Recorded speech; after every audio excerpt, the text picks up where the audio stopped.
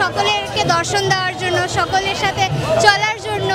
আর এছাড়াও হচ্ছে জগন্নাথ দেবকে আমরা যে দর্শন করি সেখানে আমাদের চেষ্টা করা উচিত যাতে আমাদের থেকেও দর্শনের থেকেও বেশি সে যেন আমাদেরকে দেখতে পারে। যেমন জগন্নাথ দেব হচ্ছে চোখ বড় বড়, পলক নেই, হাত সামনে, সে এটা দ্বারা মিনিং হচ্ছে যে আমরা যাতে তার কাছে আসি, তাকে দেখি, মানে সে যাতে আমাদেরকে দেখতে পায়। আর রথযাত্রা হচ্ছে আমাদের সকলের অন্তরের একটা উৎসব, তো এখানে তার সাথে চলে তার রথ টেনে খুবই ভালো লাগে। অবশ্যই ভালো লাগার মতোই, ঠিক আছে।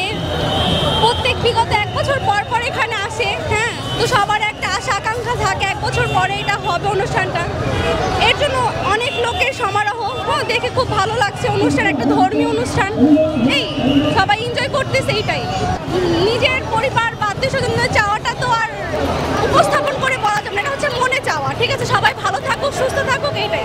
রথযাত্রা বাংলাদেশের সবথেকে বড় একটি উৎসব। এখানে অনেক বাংলাদেশের অনেক জায়গা থেকে মানুষ আসে। এখান থেকে মনে করেন জায়গাতে 64 জেলার মানুষ এই রথযাত্রার ভেতরে আসে।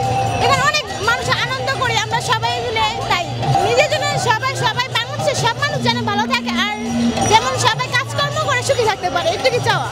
এই রথযাত্রায় সবার খুব ভালো লাগছে, সব ভক্তরা সবাই রথযাত্রায় আগমন করছে, এটা দেখে সবাই ভালো লাগছে। রথের দড়ি স্পর্শ করে মহা আনন্দ উপভোগ করছি।